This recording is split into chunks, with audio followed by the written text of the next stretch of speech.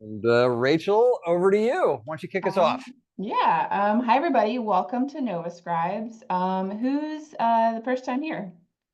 Anybody? Welcome, welcome. We are so glad to have you. We are a free and open forum for visual practitioners and anybody who kind of works at the intersection of visuals and I don't know, humans. And today we have a really cool like 2-for-1 special.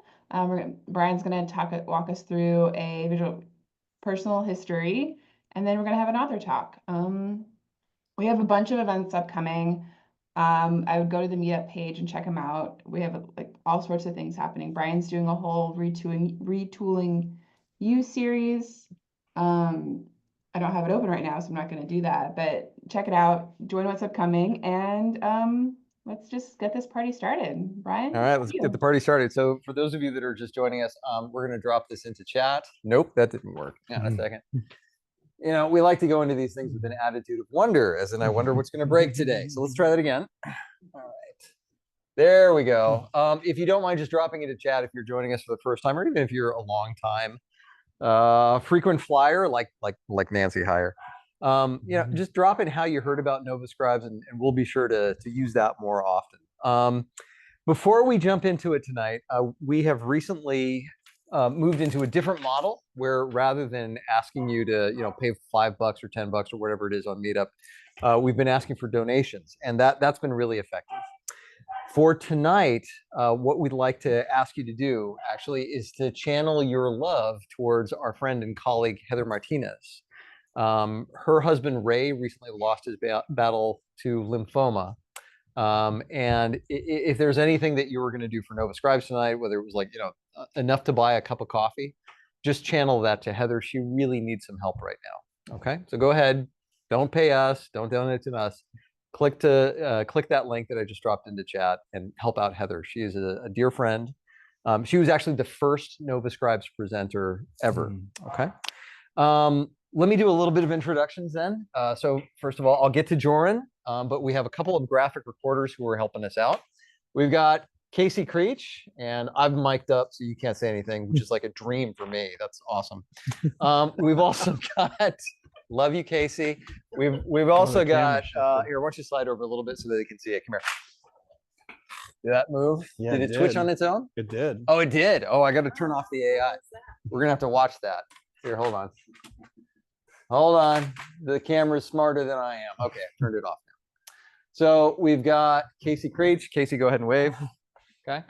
And then we've also got Mary Jo Neal. Mary Jo Neal and I worked together not too long ago to do a graphic history for the DC Children's Law Center. And that one was awesome. So invited her back. So they are going to be our guest graphic reporters. They're going to be demonstrating. Okay. And then that brings us to Joran. So let me just introduce you from my perspective. Sure. Okay. Yeah. So I've known Joran for a long time. There are so many superstars in our industry, and I get a little, a little kind of excited when I meet a few of them. And Joran is one of those guys. So he has literally written the book on facilitation, which we'll talk about later. He's had a long career as a coach and as a facilitator, worked in Illustrious. You want to show the shirt? Yeah. There you go. And now is full-time at the Grove, where I learned graphic facilitation back in 2009. Jordan, you want to say anything else about yourself?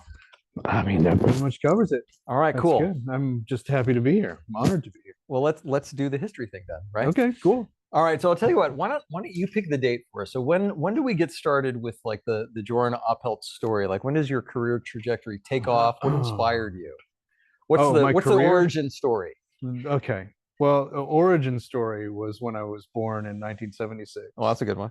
I was a bicentennial baby, right? This is a 1776 paraphernalia and lots of bunting and red, white, and blue in all the neighborhoods the year I was born. Okay. If I had been born female, I would have been named Liberty after the Liberty Bell. Of course. So where does Joran come from? That was just a last ditch option for a male name. They thought they were being clever, my parents, and just took the D out of Jordan. because they thought, well, we don't need the D in there. Joran sounds nice. Well, turns out that's actually a European name. It's pretty common. Yeah. So every time I go to Europe, everybody, hey, Joran, hello, you know, but it's actually just. I thought you were Swedish. Okay. It's just something my Midwest parents thought they made up. Okay. I think Superman came out around that year. The movie came out around there, and Jor-El was Superman's father. So that might have been in the water too. Ah, this is so deep. Okay. But yeah. Anyway, that's the origin story. So, but tell me about so you are a superstar graphic facilitator. You do all the things. You do the visuals, you do the facilitation, you do the coaching. What was that origin story like? Like, what got you on this career path? Paint a picture for me. Okay, so I had left a career in marketing and art direction. When was this? This was, I mean, my first art director job was probably 1997. Okay. 1990, yeah, between 1996 and 1998, I was the art director at a black and white arts and fashion tabloid paper. We modeled it after Women's Wear Daily, which became W magazine for those that know publishing. So I was really into page design and information design. And so I got into marketing at an alternative news weekly. So like the Village Voice or the New Times, any kind of the left-leaning events, arts and events, you know, paper in town. In the Southeast, in Tampa, Sarasota, Charlotte, and Atlanta, we had a paper called Creative Loafing. So I was the marketing director for Creative Loafing from 2000, I don't know, 3 to 2013. And is that creative, like loafing, like hanging around, loaf of bread, loafing? Yeah, exactly. And so I left, and I was in media and marketing for the glory days of Craigslist gutting the classified section, and the Groupon, you know, killing the restaurant ads, and all of the stuff that was happening. Community bloggers killing journalism and shifting storytelling to the way it was being written on blogs and social media. All of that stuff was happening in media when I was in media. It was this active deconstruction process. Okay. So we were encouraged to innovate and throw stuff against the wall. And so I was doing things like building a podcast studio in the archive room, pre like NPR's Tiny Desk. Like now it's a thing, right? But we had local chefs and artists and musicians in to do interviews and performances way before it was cool. And I'll say way before the sales staff knew how to monetize it. They were like, what's Joran doing in the closet again today? They didn't know what was happening, right?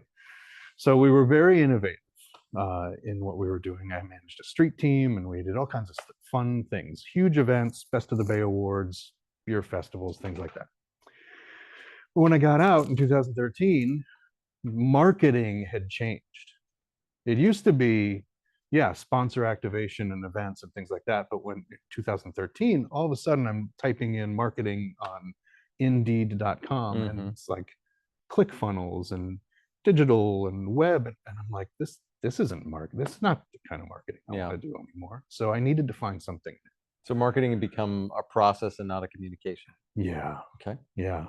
And I found a job listing that said, are you an illustrator that also wants to sharpen your business chops? And it was a picture of somebody doing what I now know is called graphic recording. Okay, so what was that? And I had seen people do this at South by Southwest. Sure. I've gone to South by for 7 years to present and to be a part of that, you know, all of that. I'd seen it at the TED Talks. I'd seen people I never in a million years thought those people were getting paid to do what they were doing, right?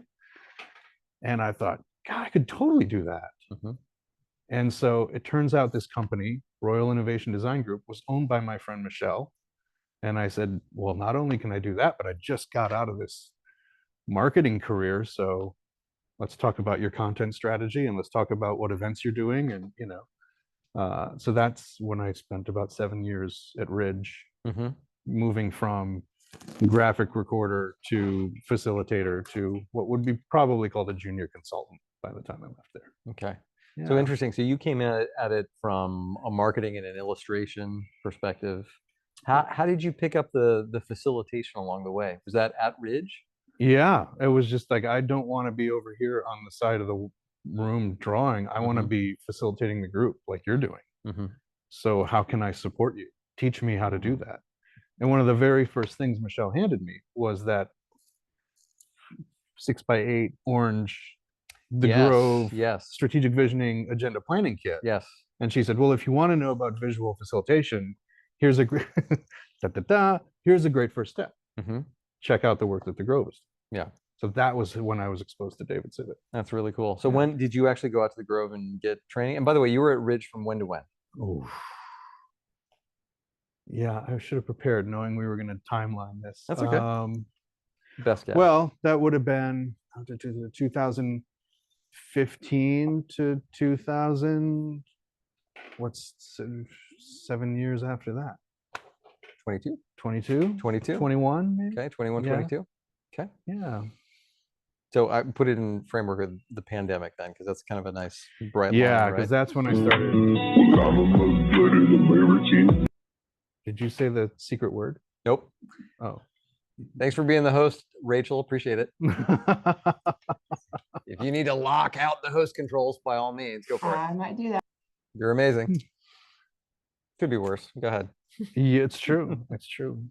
What we So if you put it in, like, put the pandemic as like a milestone, right? Was it before or after that you left right Ridge? just after. Just after. Okay. Yeah, because I was at Ridge when we were in the Greek restaurant and the TVs rolled. Oh, you have like, a bright memory of like being oh in a yeah, Greek oh yeah, restaurant. Okay. inciting moment. Yeah. Things are going to change. So tell me about your work at Ridge while you were there.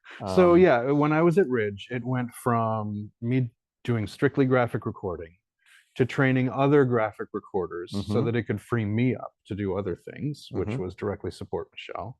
So then it was, yeah, how to do this facilitation and consulting that she was doing with these large enterprise clients and tech startups, and Mhm. so that was where I ended up. But along the way, it was marketing and it was events, and I pulled together a couple really cool events. We did Instant Innovator, Mhm. which was a public-facing design sprint kind of game Oh, show cool. style event that we did in like art galleries, art spaces. Mhm. Convened a panel discussion with her as the moderator for like influential women in the region. So it was a lot of like thought leadership for her, like positioning her.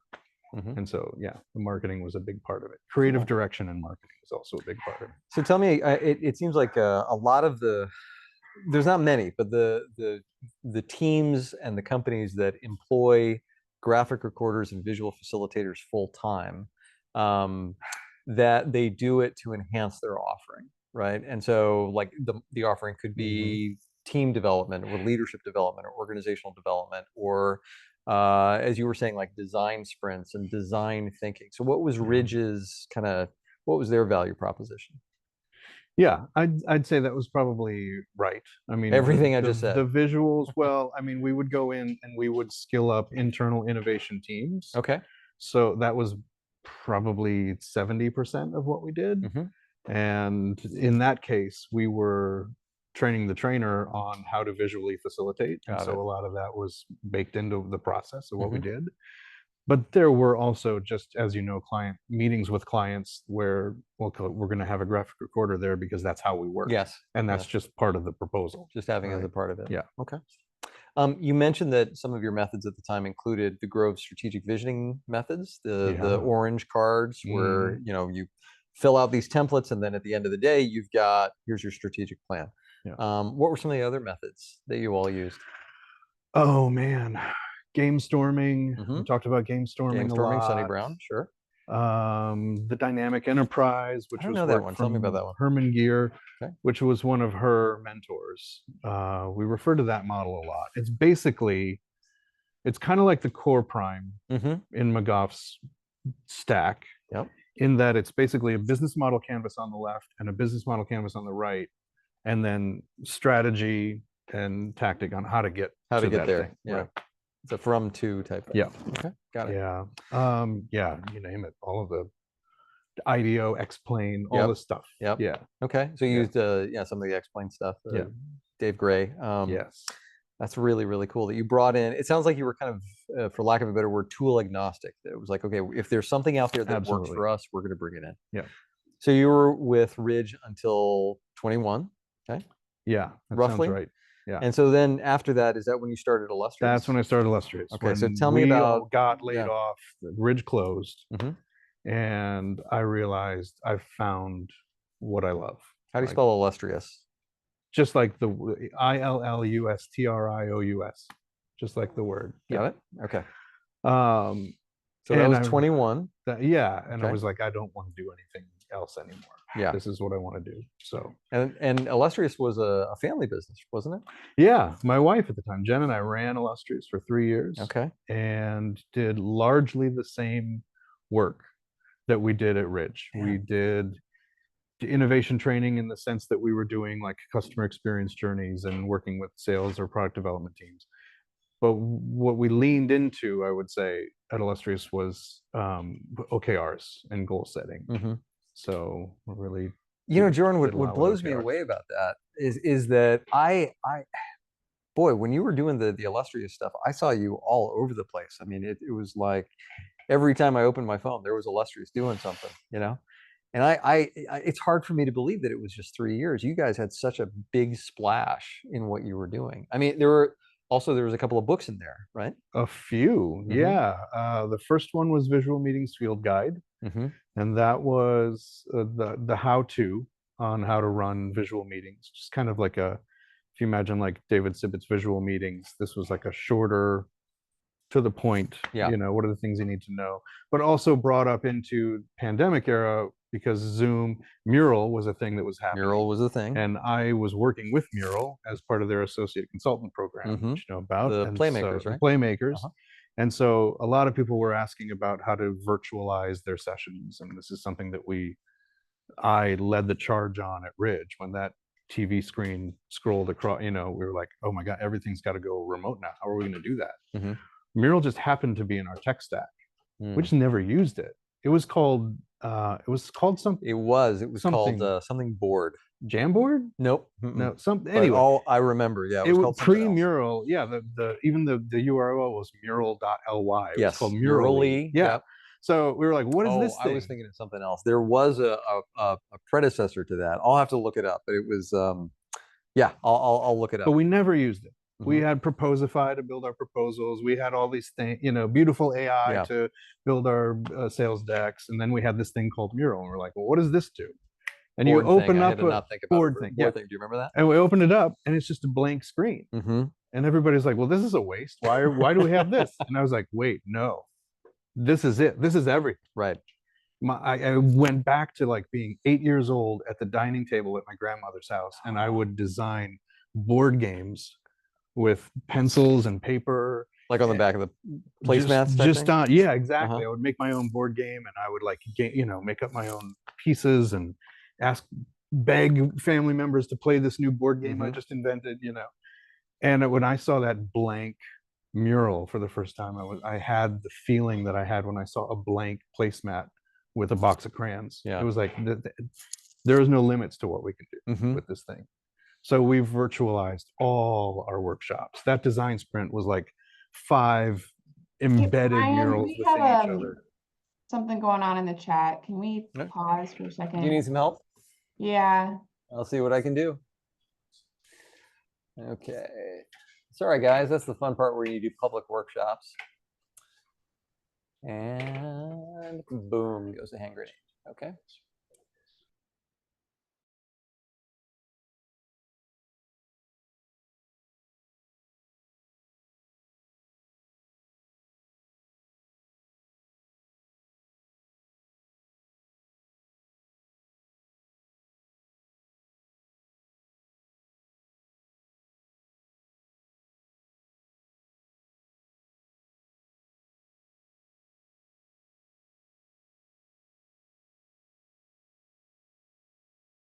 Okay. Thank you, Rachel. Appreciate it. Are we back on?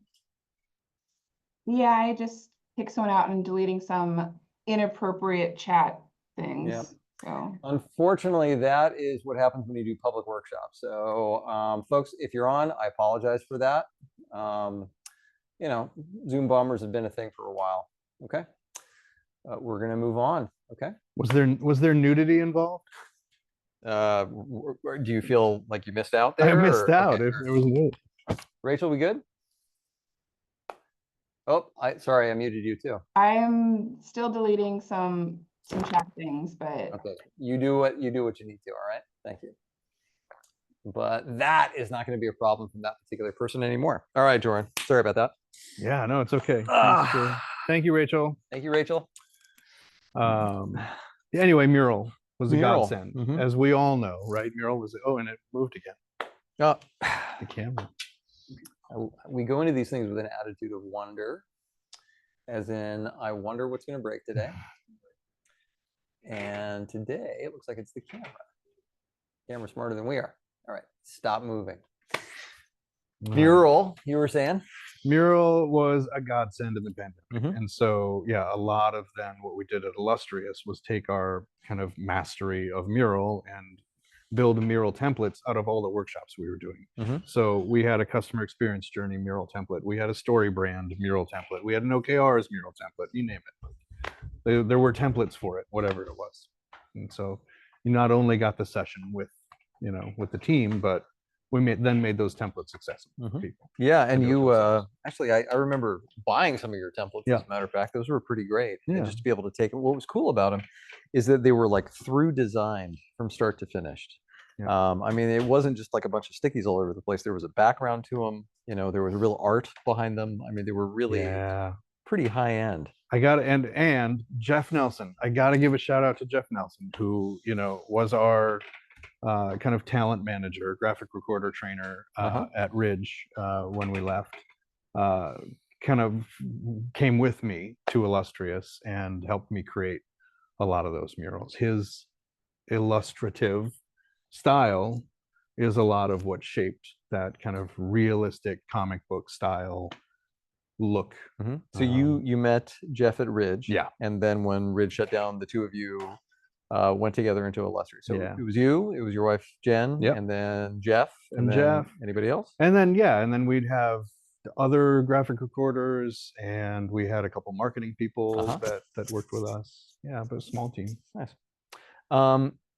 What would you say? So you were mentioning the books that came out of that. The one that I had a very tiny role in that I loved, which is this was the book that I was going to write. Then you wrote it. I was like, gosh darn it. Could you talk about that one? Yeah, it's called Facilitation, a human-centered guide to the art of collaboration. And it's based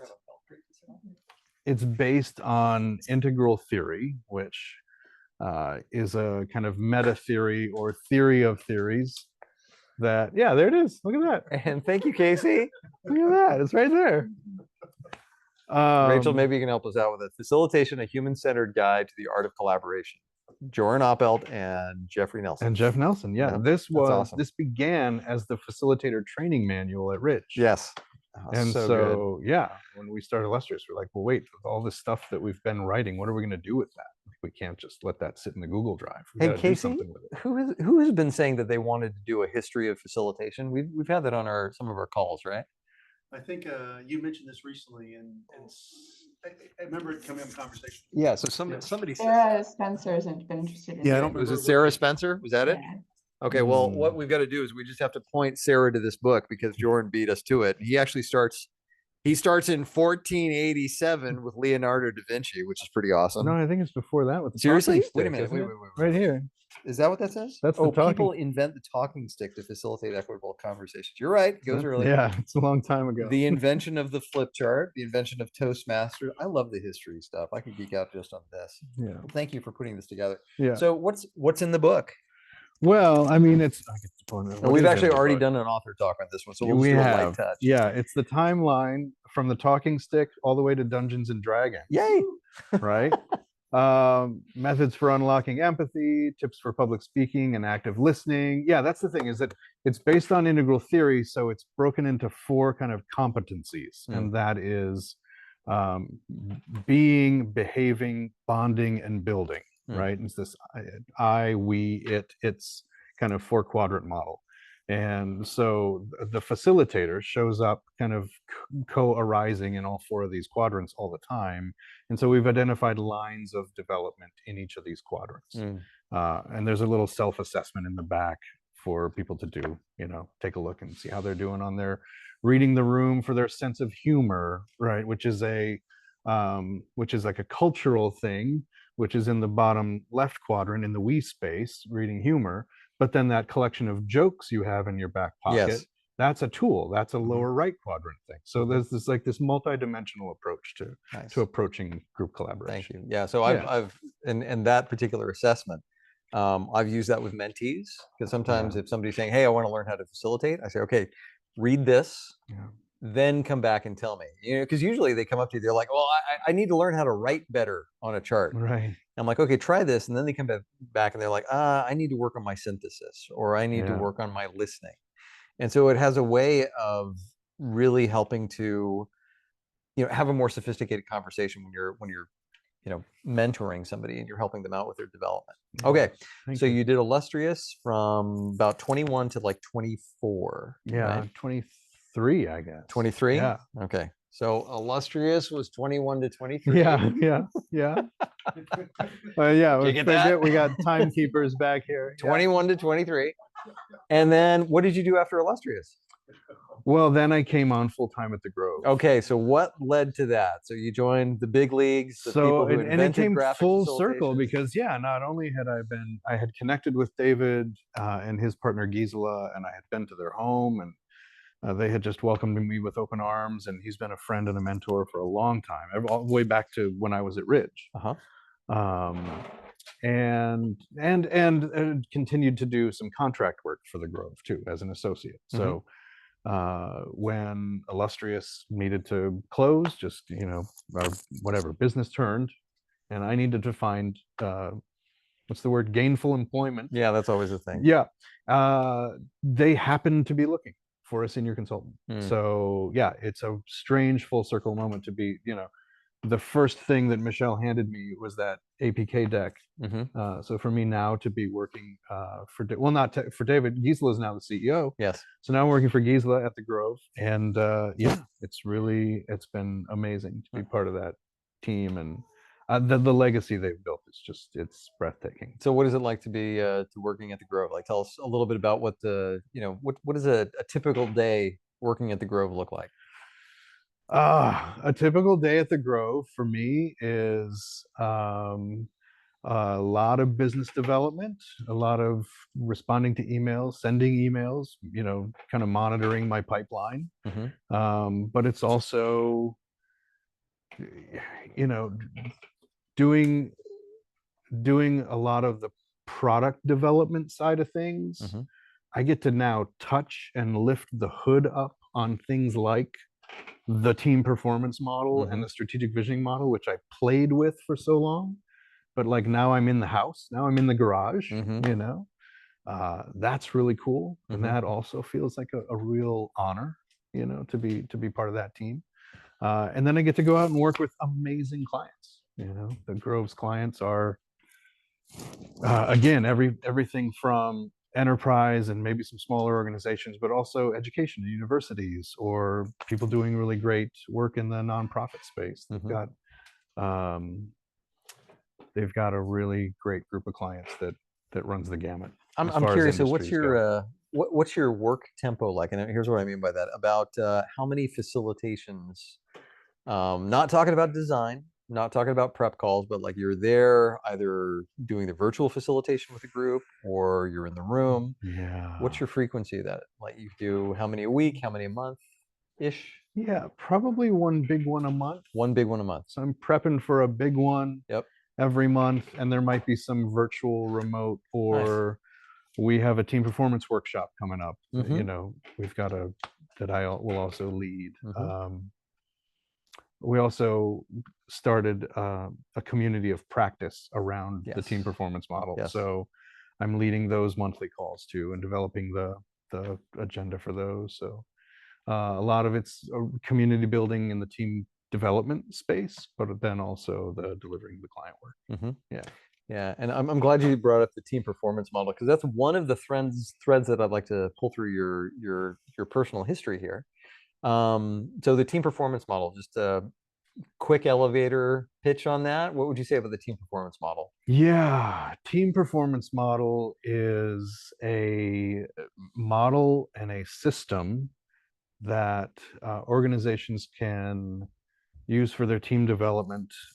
I would say that it is more, I would say it's equally a philosophy as it is a technology. Mhm. It is founded on Arthur Young's theory of process. So there is a rigorous and philosophical foundation to this model. But then on top of that, it's got laid in all of the stuff from OD and team dynamics through the 70s and 80s that really are the indicators for how teams work together. Right. It also acts as a set of we call it a stage-based model. I like to think of it, and I know David has mentioned it's more like lenses Yep. that you can view the organization through. I had somebody in one of the workshops recently call it a series of 7 treasure chests. Wow. Full of best practices that you Heavy. could do. You just open any of these 7 treasure chests, and there's all these tools inside. So it's a rigorous model that has been, the survey component of the system was co-developed with Nike. The field book was developed in tandem with Wells Fargo, who's helped us develop the Team Tools website portion. There's all kinds of history with this model in spaces with people who run teams and teams of teams. And so it's been a powerful thing. So let me to see if have I in my can. pocket It's been a as a while since I've consultant. looked at it. Okay, you said there's 7, and I think of them as phases. Probably not Yep. correct. Stages, Sure. lenses, if you Yep. like. Let me see if I can do this. It's been a long time. Uh-huh. Orientation. Yep. Trust building. Mhm. Goal setting. Yep. Oh Goal boy, oh boy. clarification. Goal clarification. Yep. Commitment. Yep. Okay. Starts with an I. Uh-huh. Don't tell me. Implementation. Yep. Yay. All right. High performing. Yeah. High performance. Yeah. High performance. Uh-huh. High performing. High performance. High performance. Yeah. High performance. Dude, you gotta give me a hint here. Renewal. And renewal. Yeah. All right. So it's like Yeah. the phases of like, here's how you might experience a team Yes. at any one of those 7 phases, stages, lenses, what have you, right? Yeah. And I love the team leader guide, which is like a cookbook, Yeah. isn't it? It's like, okay, I've got a group that's stuck in trust building. They can't seem to build trust. They're stuck there. I go to the team leader guide and it's like, okay, here's like 10 things that I can do Mhm. in order to help a group build I trust. refer to it as the pantry. The pantry. Okay. Yeah. All It's right. literally all the ingredients. And then the agenda planning kit tells you how you can like string these ingredients together to I like love it. cook with. Right? Okay, cool. Yeah. All right. So you're Yeah. big, and you lead the Grove's team performance community of practice, don't you? Right. Okay. So easy to find on the website if people want to find more. Yeah, on the team Okay. performance page. Cool. But the community of practice is exclusive to workshop graduates, survey administrators, and enterprise licensees. Good to know. Yeah, Okay. So yeah. get your certification. Yes, please get certified in the team performance. It's system. totally worth it. Now the other thread I want to pull through your history is that you're a coach too. Right? So when did you, like in the middle of all of this stuff, like when did you decide that you were going to add coaching to that? Well, I got my purpose coaching certification right after I'd left Ridge, because I did life coaching in between Ridge and Illustrious. Okay. Built up my coaching book, and I was also a prayer chaplain. A prayer chaplain at the Unity Church in St. Petersburg, Florida, where I was at the Okay, time. what is a prayer chaplain? Because So I don't know. That's somebody who prays with and for the community that Okay. they're in. So I was on a team of probably 12 other people who wore purple sashes and hung out, and if anybody needed support. They knew they could come to us if we were on campus. Mhm.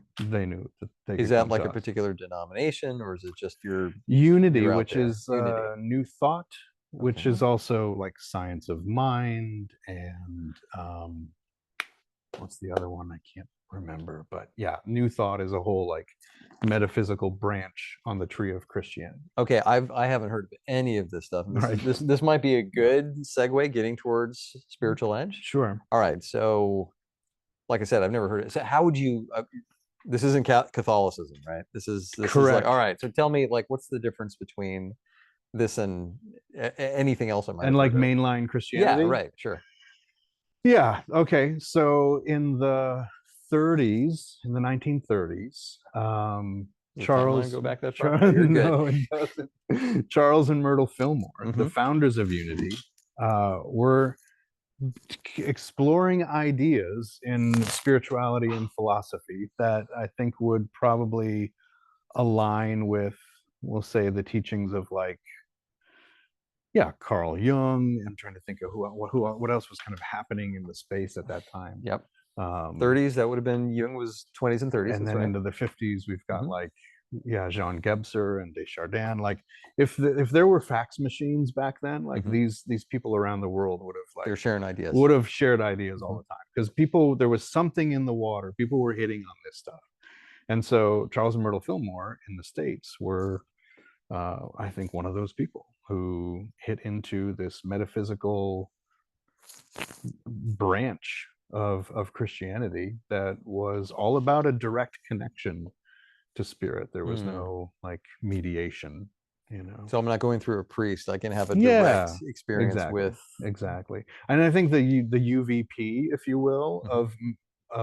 of New Thought is that there's this real like power of affirmation and power of positive thinking, which then also in the 50s was a big thing too. Mhm. Right. Okay. Yeah. That's Unity So how did in a you nutshell. how did you get into that? Is that did you grow Well, up with I that, had or? shied away from religion for a long time. Mhm. I was agnostic, borderline atheist for much of my adolescence, and came back through Buddhism, and then back through to New Thought because I needed something that was a little more pluralistic and a little bit more interfaith. Okay. And Unity was that in So practice. you found your own way there. I right? found my way back in. I mean, Jen probably was a catalyst for that. Okay. We would go on like Father's Day and Christmas Eve, Yeah. Stuff like that. Okay.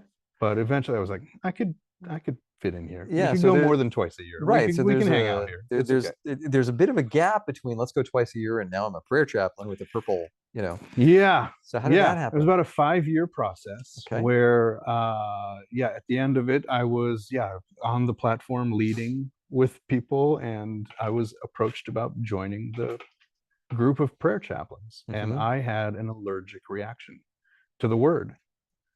I was like, prayer. Ooh, that feels like a bridge too far. I don't know that I could do that. Okay. So I went home and I spent a week thinking about it, rolling it over in my mind, really contemplating what that word meant to me, Mhm. what that might mean, what if I approached that word differently, what it might mean for the people around me. Mhm. And what I realized I was doing was praying about it. Mm. And it was in that moment I was like, oh shit, I guess this is a yes, right? Like this is a thing that when somebody says, oh, you need to skydive or whatever, and you're like, oh my god, no, I could never do that, that scares the shit out of me. And then a month later you're like, oh, there's a fear I have, there's something that maybe I do need to jump out of the plane. I'm running from something. What is it, right? So yeah, it became a yes. Okay. And I joined the team. And well, there's a whole thread there too, because then I was in the. And about when was that? That was 2010 was when I left, because 2010 is when I formed my own church. You formed your own church in I 2010. left Unity and I formed Integral Church. Okay. In 2010, and I wrote the book Integral Church. So you formed your own church Yeah. in 2010. All right. Yeah. I don't know very many people who have started their own church. who were not also cultists. Right, So yeah. tell me a little bit about this. Well, it's funny, we would do outreach at like festivals in St. Pete, and we would have little packets of Kool-Aid on our table. Wow. Wow. Yeah, You leaned into that. We pretty leaned hard, in. We didn't wanted you? to have our tongue and Okay. firmly planted in our cheek. Yeah. Wow. How'd that go? People laughed. Okay. Yeah. People wanted to know more. Yeah. Yeah. I'm kind of curious too. So what led Right. you to, not in that way, what led you to start your own church? Well, there was, again, in like marketing speak, there was a Are you guys getting this? there was all right, good. there was a gap. There was an opportunity. I'd left Unity, where in practice it was really interfaith and really inclusive. But then when I had entered the path to ordination, I found out that on paper, oh, this is metaphysical Christianity. This is like a very specific thing on paper. Versus Unitarian Universalism, which on paper is so inclusive and open to, and so service oriented, and like Unitarian Universalism on paper is like a dream.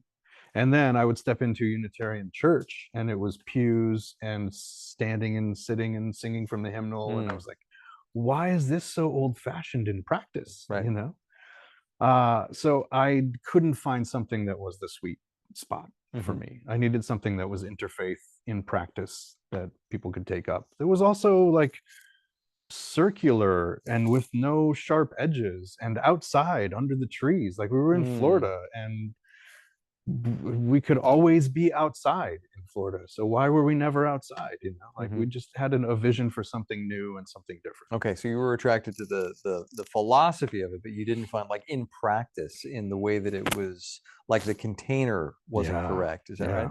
Yeah. Okay.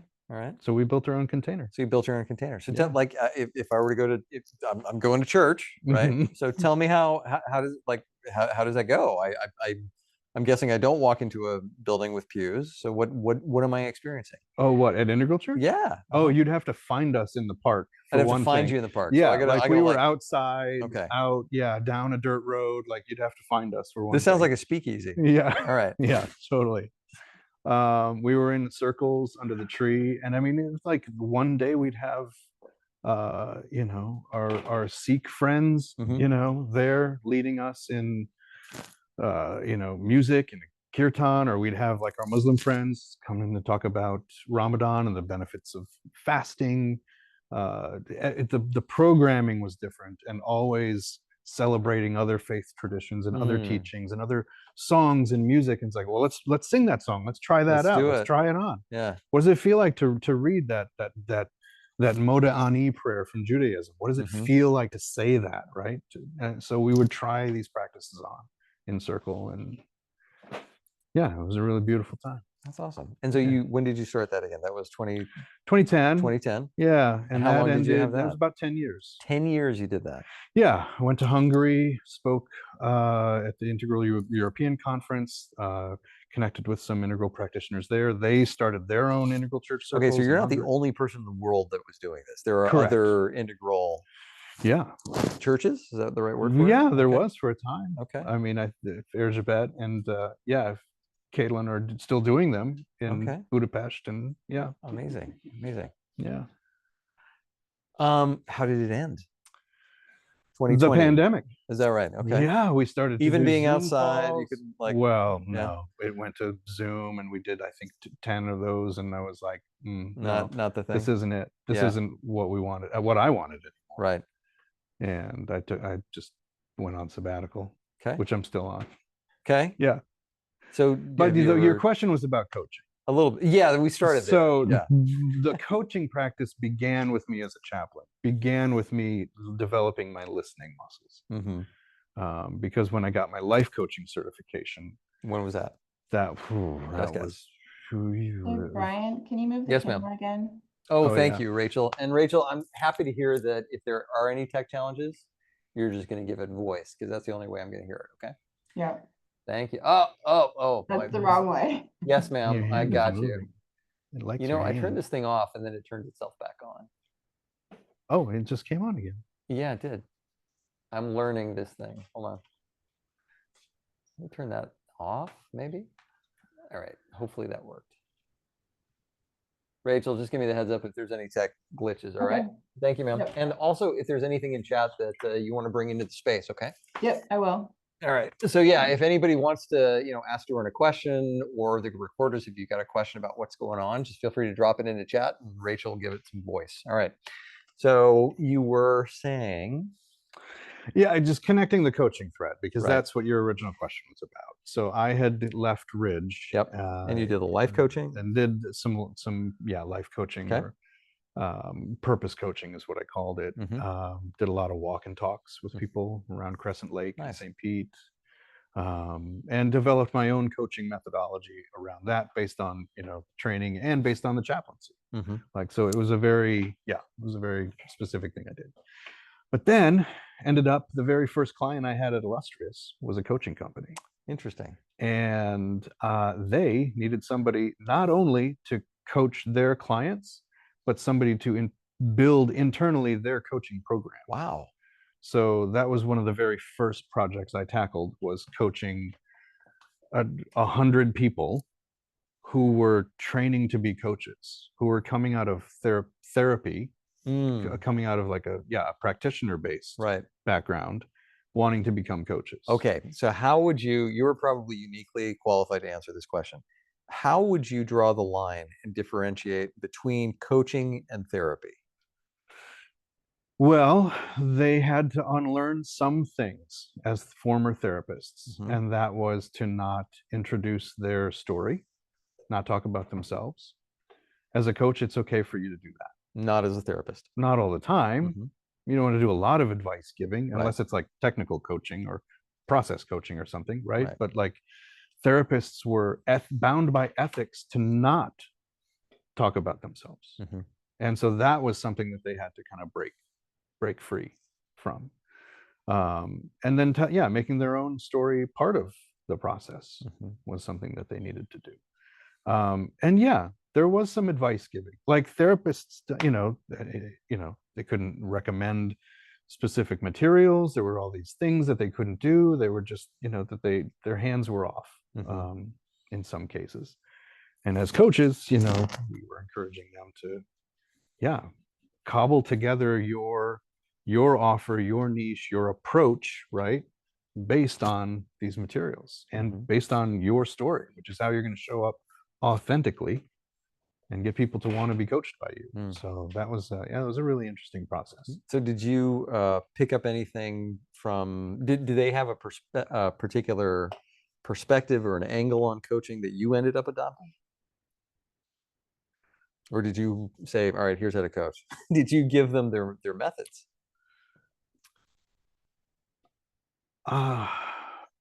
The one observation I will say from that time is that there were, out of 100 people I was coaching, there were 5 from the very beginning that it was almost like a musician. It was almost like, that person's got it. Like, there was some kind of X factor that when they were on a group call or when I was with them one-on-one, I was like, man, That's it. I want to be their client, like, they just had it, What? And now, what is it, 10, 15, whatever, 10 years later, they're the ones that are still doing it. Everyone else has either gone back to being a therapist or gone into something else, gone into education, whatever. But like, that handful of all women, those are the ones who are still at it and are like really succeeding as coaches today. And the interesting thing that connects them all is that they were all faith-based practitioners. They were all faith-based coaches. So how did that show up? And in different niches too, like how to be a better, mom, but all like with a Christian background, or how to be an influencer, but like a Christian, right? Like all these different angles, but they were all these faith-based approaches, which I find interesting. And they're the ones who were like, they're the ones to do it. So how does faith show up in coaching then? I mean, having faith that the next client's going to come around the corner, for one thing. Right. Yeah, that's one way. For me, my core principle as a coach, and this is what I tried to impart to all of my coaches and people that I worked with as clients too. It's not that I am gonna fix the problem. It's not that I am an expert in your field or your industry. I don't need to know about your P&L. I don't really need to know much about your team. What I need to do as a coach is I need to look right into your heart and see the potential that you have. And I need to believe that you are going to push forward into that potential, that you are going to continue to unfold and evolve and adapt and grow and become the person that I know you can be. That's the way I approach my coaching clients. Nice. I see their utmost all the time. I want to get into your book. But It's kind of before like we the do fourth that- level of it's like theory U. It's that Theory U, generative okay. listening level, The right? It's generative like listening. I am listening from what is emerging and what hasn't even emerged yet. Yep. Right? Keep going. That's the you know, the core approach. And if you can teach that as a coach, I think you can create better coaches. All right. So just because you brought that model up, I think that that one should probably get a place on the board. Let's see. Is it this one? Right there? Oh yeah. That's it? Yeah. Okay. You got a place for this somewhere? Sure. Okay. You could actually, wherever you want to put it. So actually, let me reference it just so we know what we're talking about. Casey, let me borrow that real quick. So the idea here is that and this is good for, I actually put a star on it. Yeah.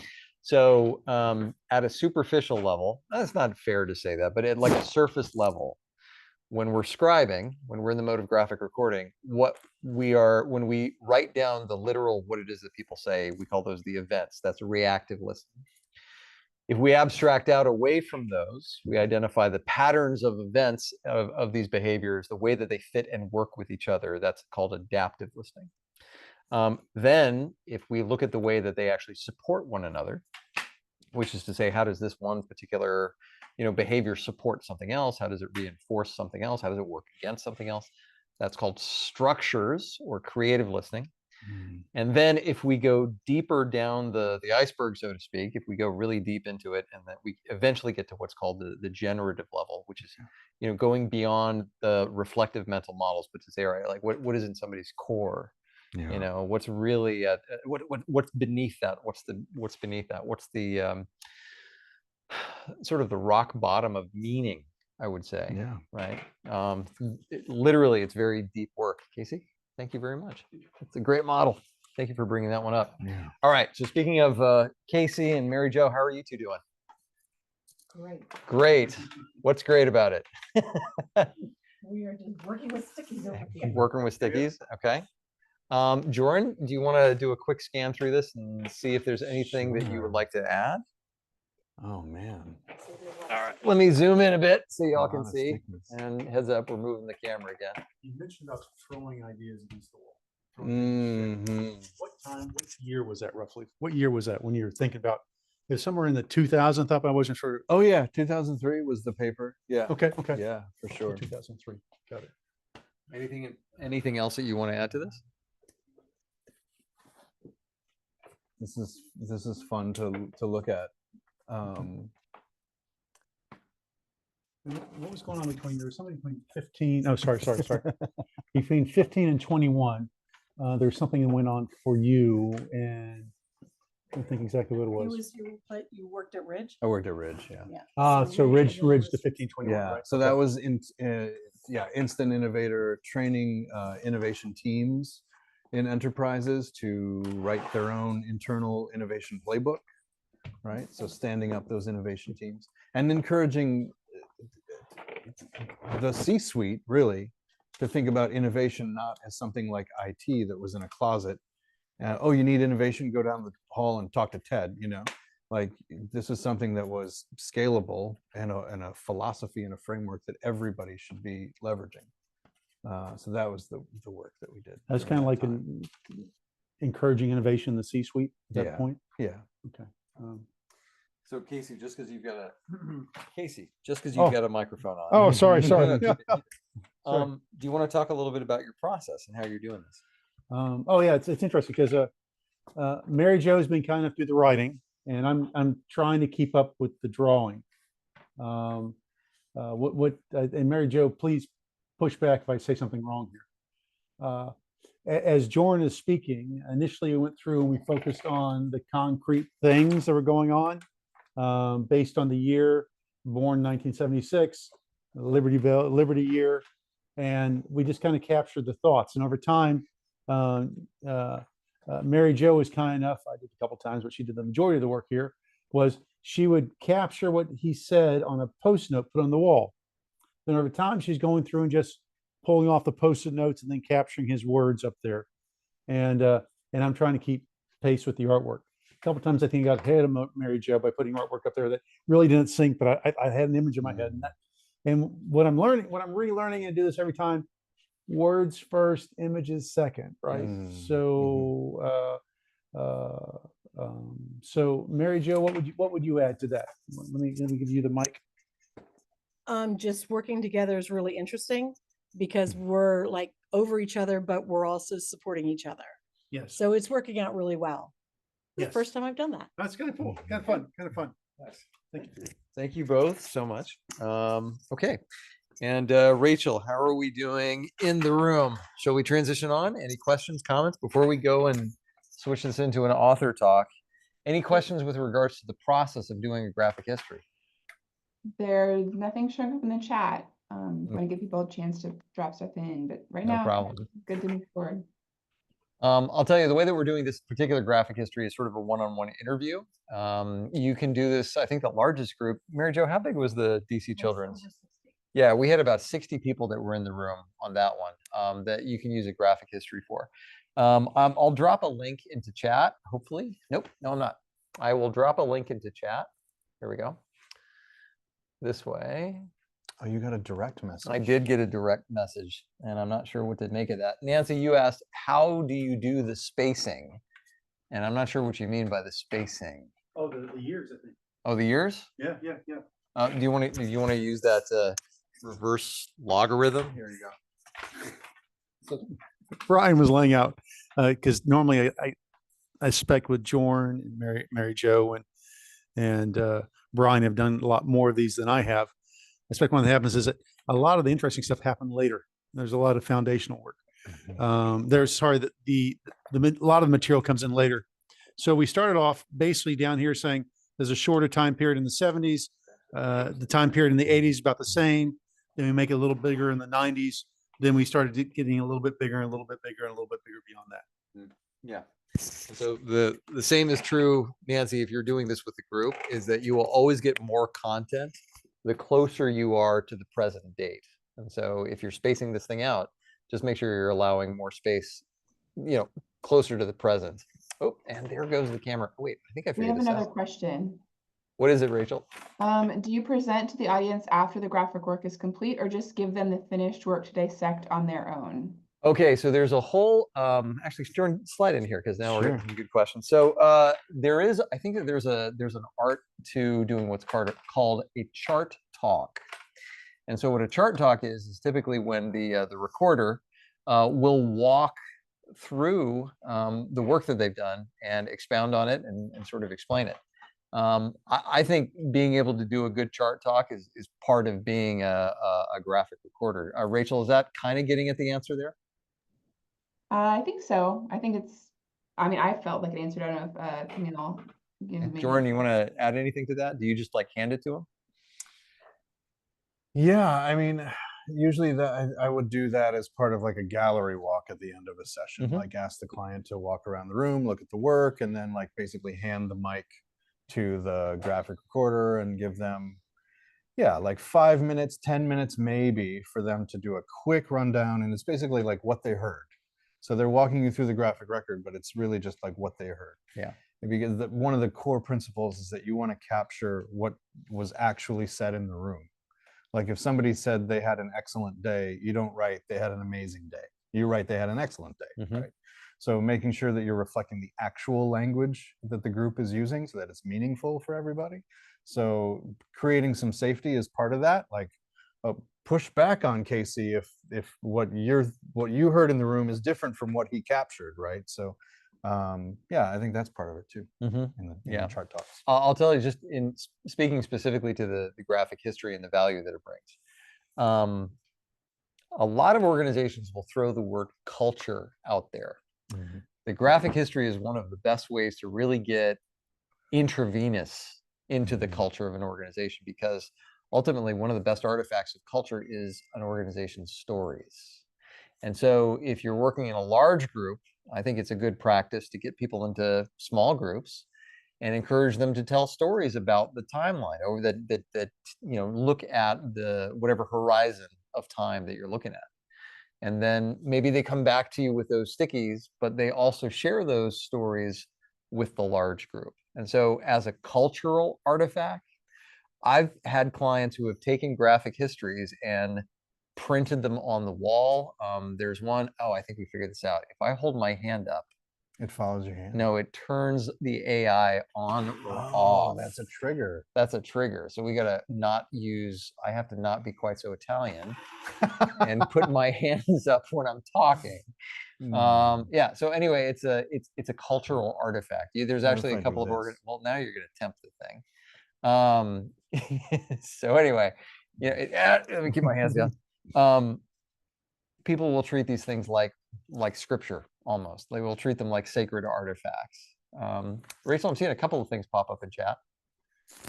There are responses, culture through storytelling, so good. It's different for every facilitator and their style. So just responding to the comments you're making. All right, super. Just let us know if there's any questions. Just go ahead and call them out for us, okay? Okay. You're really tiny, just FYI. All right, so Joran, let's shift gears a little bit. Sure. So I heard you say that you had the Integral had shut down in 2020, right? Yeah. This is a new book. So what led you to write The Spiritual Edge, or Spiritual Edge? Okay. Yeah. So Spiritual Edge. This is the new book. What's it called? Exploring the Boundaries and Evolution of Religion. So this is the new book that I just put out. The book that I wrote in 2010, which was called Integral Church, which was for people who wanted to do circles like we did them. It was how to make them inclusive. It was how to surface many voices. It was how to time block, even, how to make sure that you left time for all the things that were important. It was basically what in the church world would be called like liturgical design, like liturgical designing the ceremony, the ritual of it, right? Like it's how we did our circles. But it said nothing about what we talked about once we got together in a circle. It didn't communicate the spirit of what you felt or heard or experienced when you were with us under the trees, right? All of those writings and note cards and Google Docs and essays and lectures and letters and whatever that I had written during that time period were all sitting either in my Google Drive or behind a paywall, in the case of the column that I wrote for John Shelby Spong's website, Progressing Spirit, for many years, including like letters to the editor, things like that. Like all of this stuff was just kind of hidden away. So Spiritual Edge is that collection of writings. If Integral Church is the how, then Spiritual Edge is the what. This is what we talked about. What is the story that we tell each other about, like, Easter and resurrection? What are the different like shamanic or mythological or archetypal interpretations that we can tell ourselves about, like, the creation story, right? Like different ways to read sacred text. Stephen Prothero, the Boston University professor of religion, talks about the faith traditions as being different solutions for very specific human problems. So in the case of Christianity, the problem is sin, the solution is salvation, right? In Buddhism, the problem is attachment, and the solution is awakening, right, to that attachment. Or in Hinduism, the problem is this kind of endless cycle of death and rebirth, and the solution is moksha, or liberation from that cycle or that wheel. all of these faith Judaism, the problem is attachment or falling away from God, away from source. And that Separation. solution is like returning through either pilgrimage or storytelling or tradition, returning back to that and connecting back to that source. So it's like we realized as a community, we don't want just one of these tools that in the tool, we want all of these tools in the toolbox. So how are we integrating all of these spiritual traditions into the way that we talk about not only our own spiritual practice, but about religion with a capital R? Are they sermons? Yeah, you'd call them that. I didn't call them that at the time, but I mean, you probably call them that now Okay. if you want to. Yeah, sure. I thought you were going to push back on that one, to be honest with you. You know, No, whatever. They were just. Well, here's the thing: if you go to a church and you listen to a pastor give a sermon, right. he doesn't turn to you and then say, "Okay, any thoughts? Let's have an open discussion about that topic." But I would read these things and then say, "All right, let's talk about it." Let's talk about it. Yeah. So that's the difference. Facilitated church. Yeah, exactly. That's awesome. Yeah. Okay. All right. So it's about the dialogue that happens. It's about the discussion that happens. It's not the one person. It's not the one to many. It's not the didactic. It's not frontal. It is conversation. It's dialectic. Yeah, that's where the magic happens. That's awesome. For sure. All right. Cool. We Sign have me up. a Let me know when you open it up again. Question Go ahead. in the chat. What is How it, do Rachel? elements in this book influence your coaching work? How do the elements in this book influence my coaching work?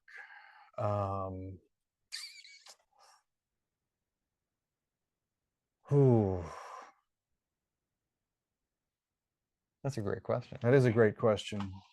I have to think about that for a minute.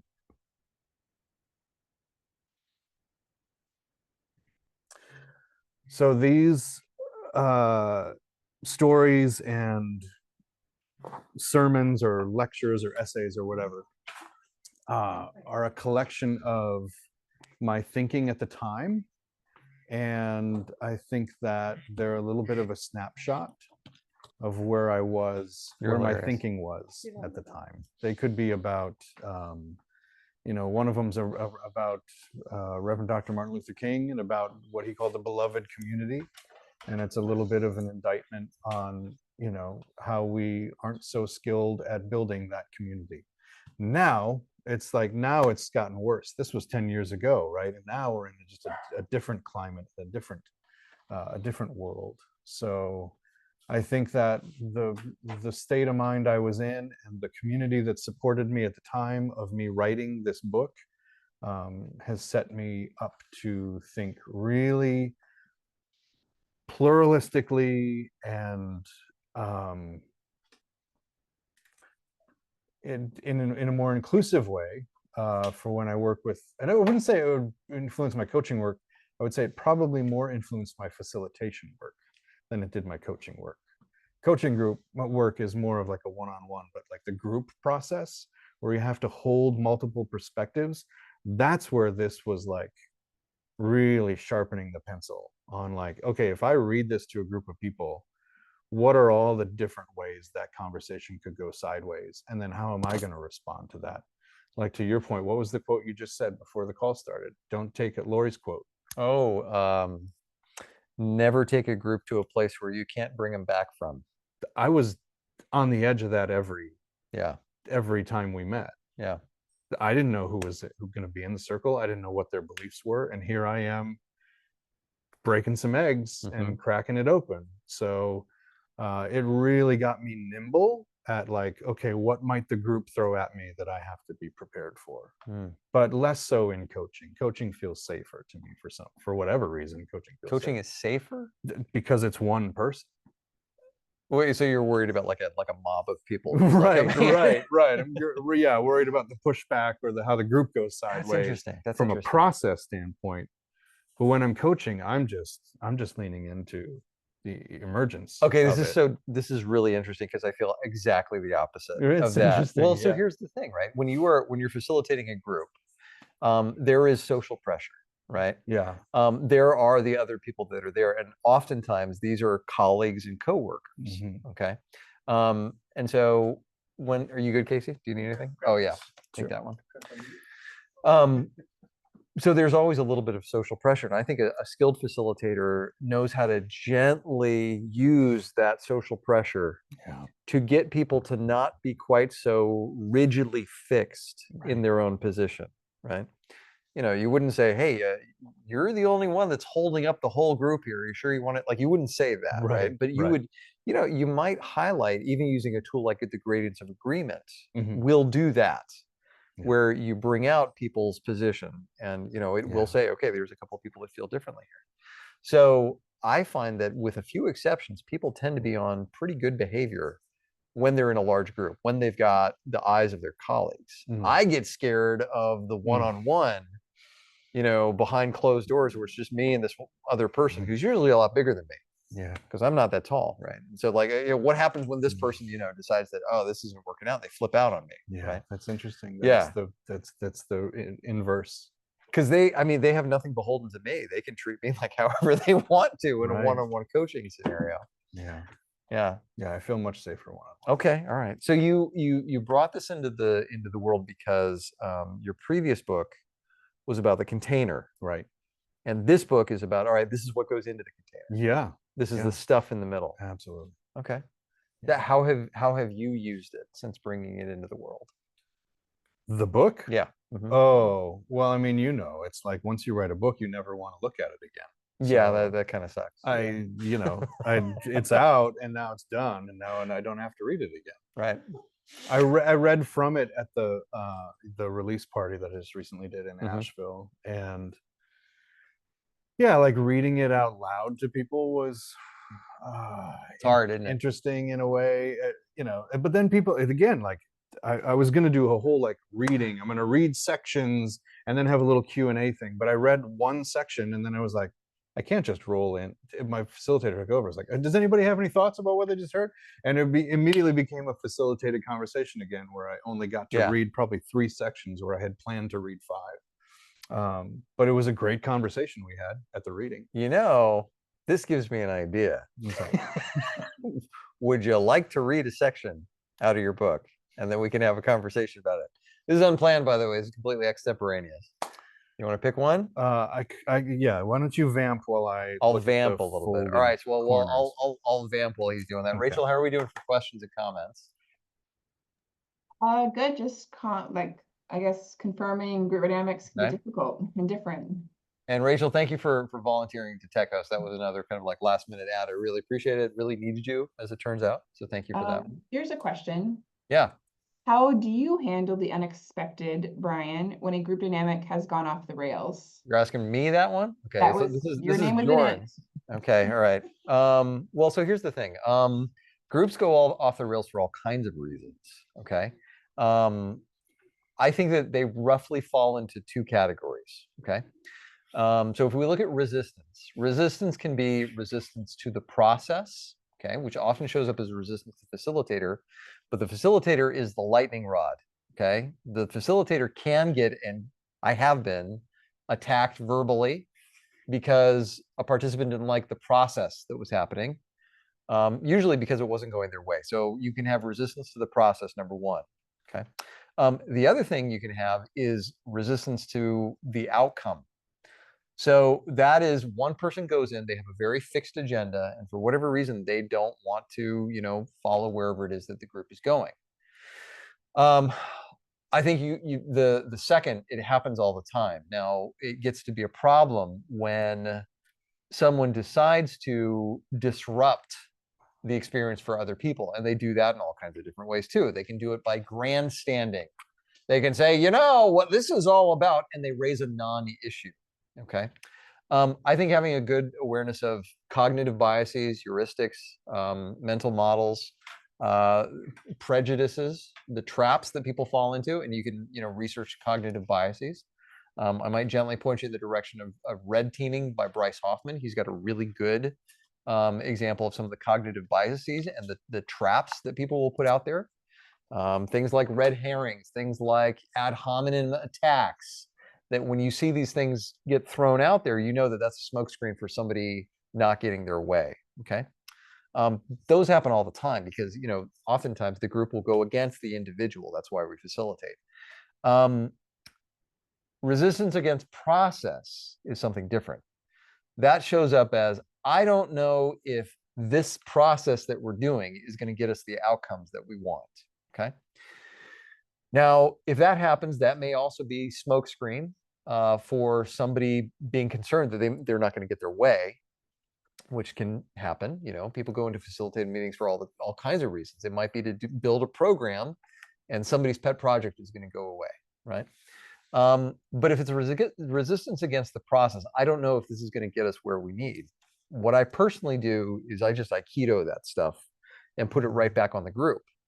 And so I might say, okay, Bob, thank you very much for raising that. You know, a light touch, I will tell you that we did talk to several people in the meeting and got their feedback and incorporated their insights into the design. Folks, if I talk to you before this meeting, do you mind raising your hand? And usually about, you know, 10% of the hands go up. But that's not to say that we, you know, that I'm going to shame Bob at all or say Bob's dead wrong. I will say, Bob, thank you very much for bringing that up. I do want you to know that we did our homework on this one, and I hear where you're coming from.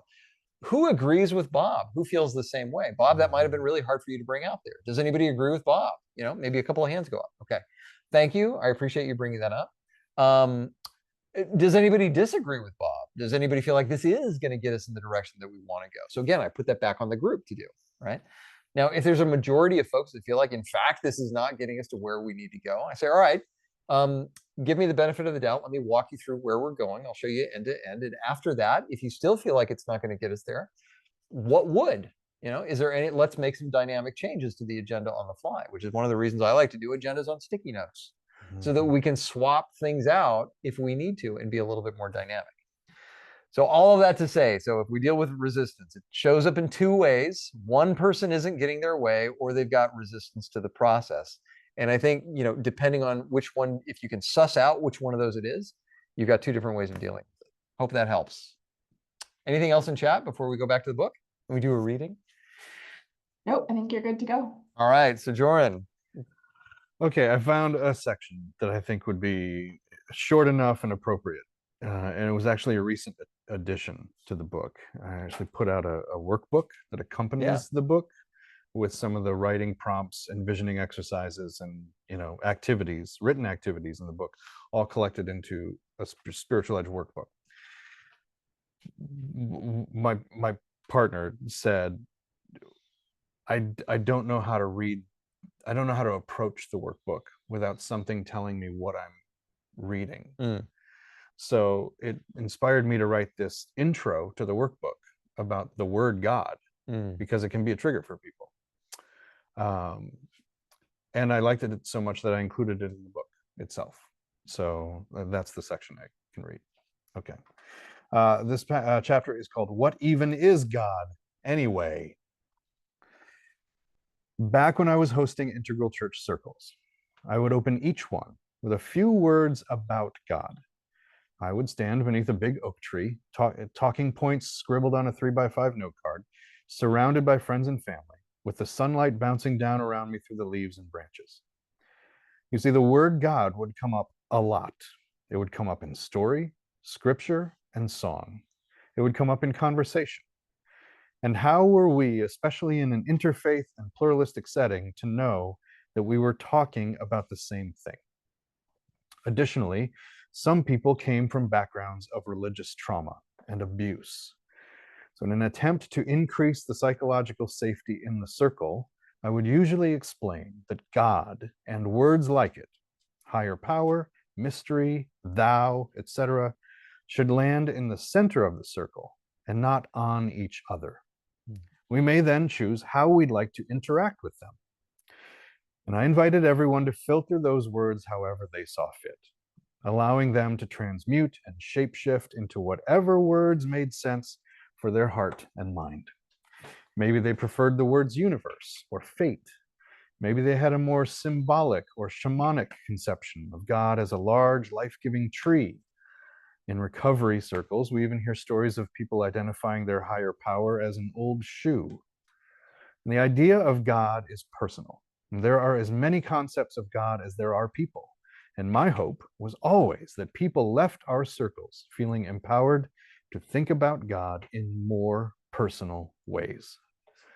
Benedictine monk and mystic David Steindl-Rast describes the largeness of the word in his book, The 99 Names of God. The word God stems from human history's most consequential discovery, he writes. It's a prehistoric artifact, which even today glows red hot from the fires that smelted it in the forge of mystical experience. The insight that enlightened our ancient, only just human ancestors was that we stand in a personal relationship with the unfathomable mystery of life, indeed of the cosmos, of all reality, and that we may call to that mystery because it calls to us. He continues, the word call to, with its meaning of invocation, marks that etymological root of the word God. It's not a name, but rather a reference to our relationship with the nameless. It's not a term for some creature, but rather points to the origin by which all creatures originally sprang from non-being into being. In short, it is a word with the momentous task of pointing to the mystery. So, we aren't required to have any transcendental or enlightened view of God in order to engage with others in God talk. We don't need to be familiar with Desjardins' divine milieu to have a direct experience of communion or sublimation. It's not necessary to hear the story of Indra's diamond-woven net to feel and experience the wholeness and interconnectedness of the cosmos. And we needn't have sat at the table of pluralism and held academic conversations about cosmic consciousness, mythology, or cultural situatedness. Don't think because you've lost the meaning behind the words you learned inside your religious bubble that you've lost faith. The reality is that your faith is evolving, your thinking is advancing and expanding. Discovering the direction of the path that is your growth and maturation is indeed a spiritual journey. The arc of this journey is what gives our lives purpose and meaning. Now, these paths may be choked and crowded with people who think they know best, but you belong on this journey just as you are. So grab your walking stick, flex your elbows, bring your favorite words for God, and let's play. Thank you. That was wonderful. Thanks, man. That was great. That changed my whole perspective on stuff. That was great. Cool. Yeah, that was really good. I wanna open it up and just get some Yeah. reactions. You can do your Yeah. facilitator thing where you say, okay, what is that bringing up for you? Yeah, what comes up for you? Well, I mean, what's coming up for me is that, you know, the problem that I've always had with God, you know, that, it's the whole idea of ineffability. It's like God is unknowable. God is, Right. you know, and it's like I have a hard time wrapping my head around a bearded guy in the clouds. Mhm. I don't have a hard time wrapping my head around there are things that I don't know, because I learn things that I don't know every day. My kids are constantly telling me how much I don't know. And so I love the idea that the word God points to mystery. Yeah. That, like, to me, it's like, oh yeah, that's it. That's the stuff Mhm. right there. Yeah. And so I think, yeah, if it's something that I don't know, sure, let's call it that. But I think that there are certain, yeah, I mean, you know, think about how fast something as flawed as human understanding and knowledge expands every day, right? Of course, we're always going to be learning. Of course, we're always going to be discovering things that we don't know. Of course, there are going to be things that, you know, and if that's true, then what we don't know is literally infinite. Yeah. And if that's the word for God, then there you go. Yeah. That works for me. I love that. Thank you. That was wonderful. Yeah. That was wonderful. You want to facilitate a little bit? Well, yeah. Rachel, do we have any? We thoughts or don't, but I response? did change the settings so people could turn their cameras on. I think we're past the point where hopefully. Yeah, if they're still with us, that's like they deserve to bomb it. You know, it's like, wow, that's some Yeah. Do people just that's want to perseverance there, you know? unmute and speak? Is that what we're inviting? Yeah, I think if people can now. Okay, great. I don't know if anybody wants to, you can just go to unmute and I can see that and call on you. Nancy? Nancy? So the thing that captivated me was the very last thing you said about picking up your walking stick and then let's play. I usually don't think about God in the terms of being something playful, and that gave me a whole just kind of a new thought. So I appreciate that so much. You're welcome. Thanks for sharing. Nothing else seems to be coming out. Does anybody else have anything they'd like to share? You can unmute or raise your hand or drop it in the chat and I can convey it. Yeah. While we're thinking about that, while people are gathering their thoughts, I think I'm sensing that we're getting to a place of a natural close here soon. Before we get there, let's see. So we did talk about the utility of a chart talk. Okay. Would either of you, Mary Jo or Casey, like to give us a bit of a chart talk? Kind of walk us through what you've done? You want to think about it first, or are you ready? You want to think about it? Okay, this is your heads up on that one. And then, likewise, if there's anything from a method thing that you've seen, from the way that we've done this, the way that we've demoed it, feel free to go ahead and throw it out there. Let's see. Rachel, anything coming in? Just connecting it to The Artist's Way, the book by Julia Cameron, and kind of her process there. You had talked about recovery, right? Yeah. And figuring out how you want to talk about tapping into your creative source. So maybe if you want to talk more about connecting that to your creativity. Yeah, that's a great question. First, I would point you to another mentor of mine, Eric Maisel, who is, I'd say, the world's foremost creativity coach. And he coaches everyone from rock stars to best-selling authors when they have creative blocks. And he's got a really, really great book called Coaching the Artist Within. And he talks about some really effective personal, like, self-care practices, but also just like it's self-talk that really clears the path for opening up to creativity. Some of it is acceptance around the fact that creativity might not happen that day, but that you've done the work of opening to it. And there's he writes a lot about dualities in his work, and some of that tapping into creativity, I agree with him, is about transcending the dualities or embracing non-dualities. So I'll give you an example. Sometimes someone might say, oh, I can't write today because I haven't yet finished my outline, right? That gives us the idea that I can't do one thing until I do another, right? Transcending that duality might sound like I can write without an outline. I can write on the shower door with a bar of soap. I'm a writer, and that's what I do, and that's what I'm here to do today, right? So you're shedding the idea of this duality of I'm either showing up in the the commercial space or the fine art space, but I can't do both, right?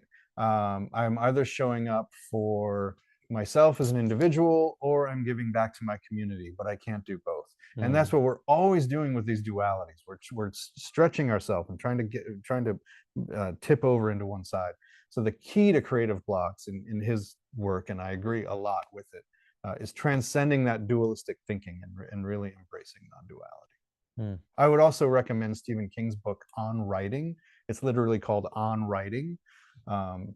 It's about his process as an author, but I also think it's one of the best books he's ever written, just because he's a really great writer, and it applies to not just writing, it applies to any creative process. It's really great. Thank you, Joran. Yeah.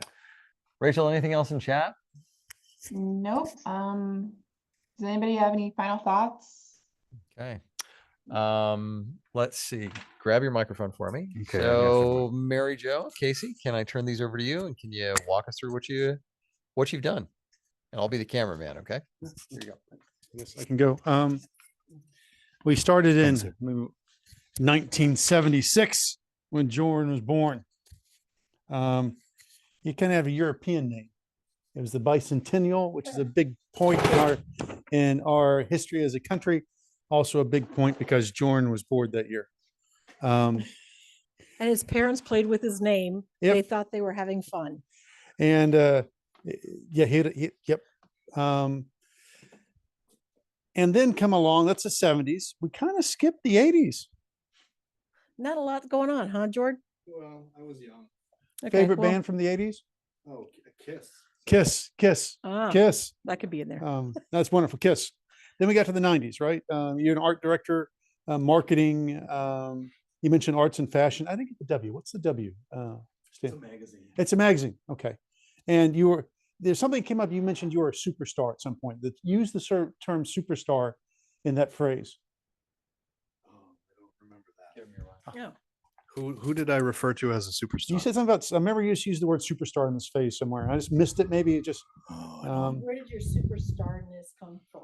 I might have said that where I thought you were the superstar. oh, could be. yes, that's Brian. Yeah, Brian. Yep. Yep. That might've been what it was. And then 2003, Creative Loafing began in 2003. And that went for like 10 years. Yeah. Right. Is dealing with marketing. You were just throwing things against the wall, see what stuck. And this one thing, something came up about the content at that time. We went back to the spiritual side, but let's play. Let's play. There's a lot of things about you took people on walks, right? Let's go have a walk. Let's talk. Let's be outside. Let's be in the sun. You got involved with the Unity Church. You built your own church. I don't think you actually built a church outside. I drew, but you build a church outside, so you can be with God outside, because that's where he doesn't see us inside buildings, right? You were allergic to prayer, and then after 5 years, you became a chaplain, and that kind of ended during COVID. Things constrained.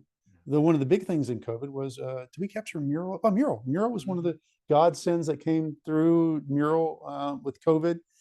You were on their advisory board for that, if I'm correct. Not on the board, but Okay. a team of associates. A team of associates. Yeah, that worked Thank with you. them. And 2015 to 2021, you're part of Ridge with your friend Michelle. Mhm. And eventually, your facilitation, you led yourself to the Grove. And I'm not sure exactly when that happened, when you transitioned to the Grove. A year ago. Oh, yeah, Right, yeah, is when I right. came Okay. on. Yeah. But you were using the Grove tools. Ah, Oh, yeah. back As early with- as 2015. Right. Okay, so Yeah. 2015, Yeah. and training others and skilling up, Yeah. right? Now, you mentioned 70% at some point. Oh, I don't remember. You were what like that- skilling them up 70% of the time. Oh, that could be 70. Okay, yeah, like 70% of the time we were building innovation teams, but then like the other 30%, we were like facilitating meetings with visuals as a backdrop. Okay. Right? Yeah, that's what that was. Building innovation team. Yeah. That's exciting. And when did you write the book, How to Be with Visual Meetings, the shorthand? Oh, the visual meetings field guide. That was maybe 2021. Probably 2021 is when that came out. Okay. Now, some things you captured up here, Mary Jo. Would you mind sharing some of the things you captured beyond 2015 or so? Some of the things that stood out to you? Sure. We went into the coaching because it came right after the Unity part. The deep listening, believing in your potential, theory U, which we put back on the other side because we kind of ran out of room. And how you feel safer one-on-one in the coaching world. Come in the camera. Come in Oh, the camera, coaching guys. world. Come in the camera. And then 21 to 23, you were with Illustrious.